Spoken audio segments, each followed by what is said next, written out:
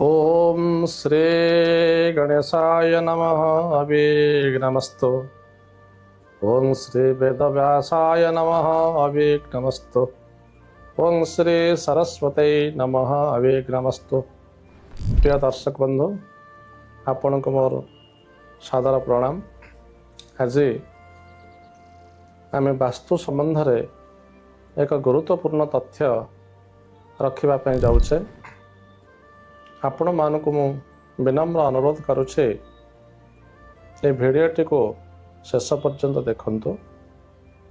वास्तु संबंध रे अनेक गुरुत्वपूर्ण कथा निश्चित आपण जानी पारिबे।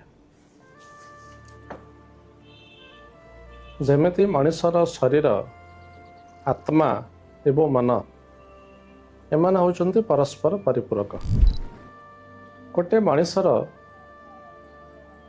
जदि शरीर गोटे पटरे थिबो, तार मन आउ गोटे आड़े बुलुथिबो एवं तार आत्मार शुद्धता नथिबो, तेबे से मनीष केबे हेले जीवन में सफल हो पारि न थाए।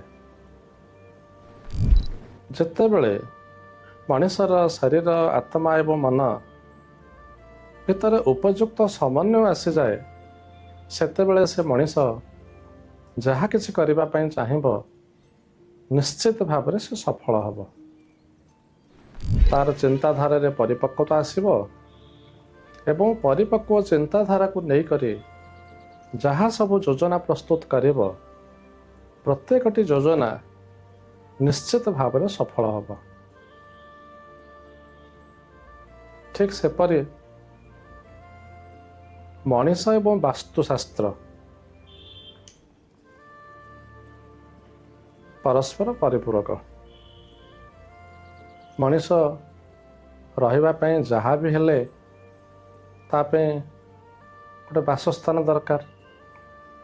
निजर घरे रहो बा भड़ा घरे रहो, वास्तु जदि ता शरीर अनुपूरक न हेला ताहले केबे हेले से स्थान रे कौनसी प्रकार सफलता प्राप्ति करि परिबो नाही। तार बासस्थानटी निश्चित भाव में शरीर, मन एवं आत्मार अनुरूपक हवा दरकार। जदि जो स्थान रे से रुहे से स्थानटी जदि तार शरीर, मन एवं आत्मा को संपूर्ण विरोधाभास करुथाए, तेबे हेले केबे हेले से जगार ताकू मानसिक शांति मिलिबो नाही, ता शरीर सुस्थ रहिबो नाही, तार कार्यकलाप रे सठिकता रहिबो नाही एवं घरे जेते सदस्य रहुथिबे सेमानक भितर केबे हेले श्रृंखला रहिबो नाही।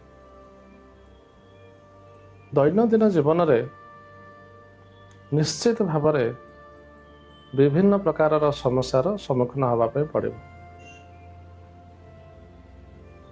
मु जो वास्तु शब्दटी आपण बारंबार उच्चारण करुचे,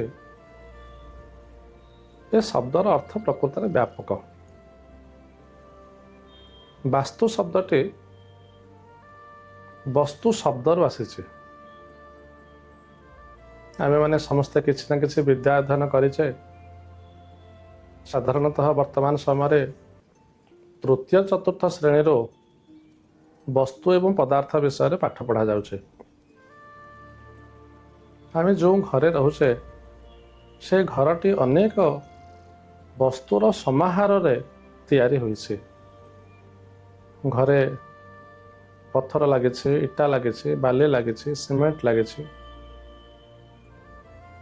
एवं जो घरे आम रोचे से घरे जलर उत्स तैयारी करुचे, जल को संचय कर रखुचे एवं घर को आलोकित करने जो विद्युत व्यवहार करुचे तार कौन गोटे निर्दिष्ट जगह कंट्रोल पैनल टी को रखुचे, जहाँ को आम मेन स्विच बोली कहूचे।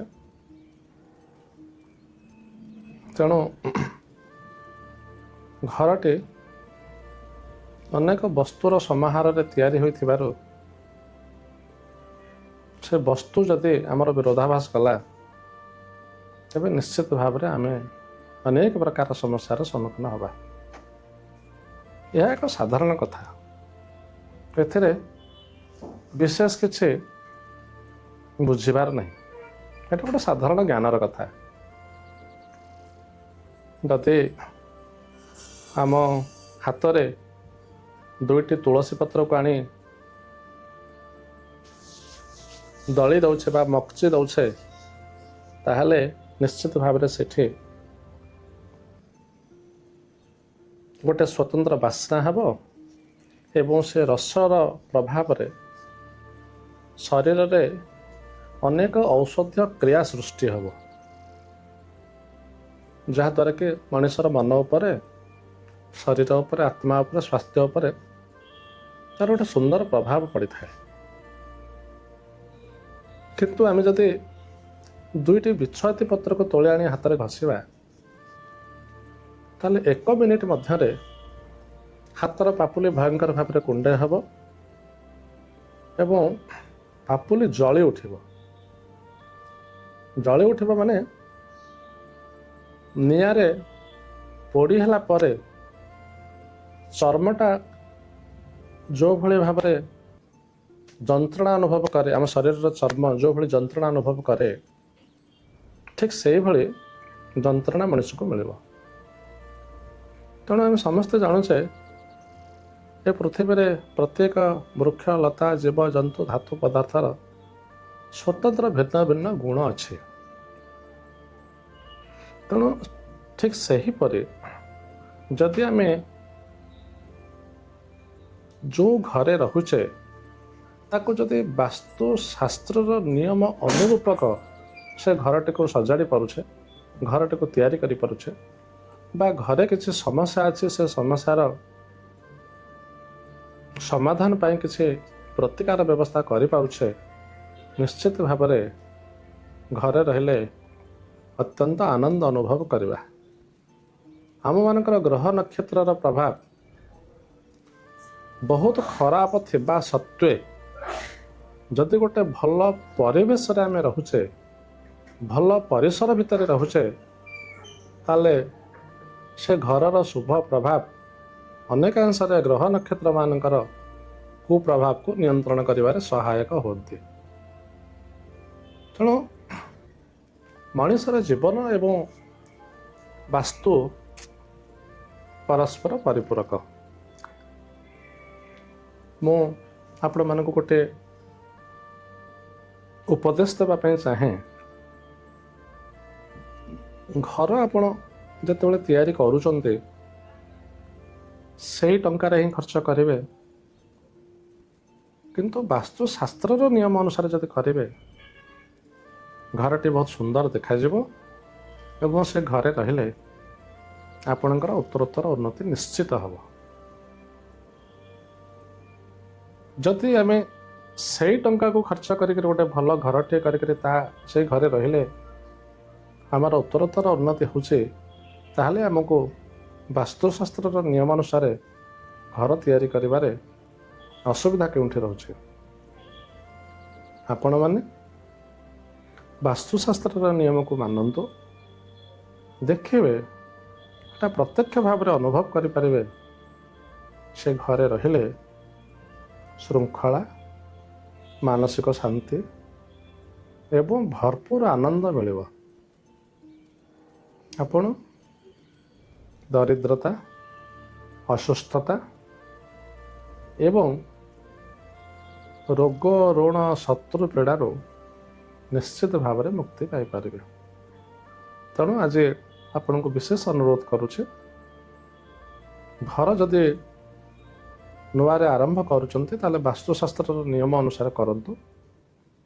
ଯଦି ଘର କରିସାରିଛନ୍ତି, ଅନେକ ସମସ୍ୟା ମାନେ ଅନେକ ବାସ୍ତୁ ଉପଯୋଗୀ ସେ ଘର ନୁହେଁ ବା ବାସ୍ତୁଶାସ୍ତ୍ର ଅନୁସାରେ ତାକୁ ତିଆରି କରିନାହାନ୍ତି, ତାହେଲେ ସମୟ ସୁବିଧା ଦେଖି ଆପଣ ବାସ୍ତୁଶାସ୍ତ୍ରର ନିୟମ ଅନୁସାରେ ସେ ଘରକୁ ସଂଶୋଧନ କରିବା ପାଇଁ ଚେଷ୍ଟା କରନ୍ତୁ। ଆପଣ ଦୈନନ୍ଦିନ ଜୀବନରେ ଯେଉଁ ସମସ୍ୟାର ସମ୍ମୁଖୀନ ହେଉଛନ୍ତି ନିଶ୍ଚିତ ଭାବରେ ସେ ସମସ୍ୟାରୁ ଆପଣଙ୍କୁ ମୁକ୍ତି ମିଳିବ। ଆପଣ ଦିବ୍ୟ ଜୀବନ ଏବଂ ଦିବ୍ୟ ଆନନ୍ଦରେ ବଞ୍ଚିବେ। ରହୁଛି, ନମସ୍କାର।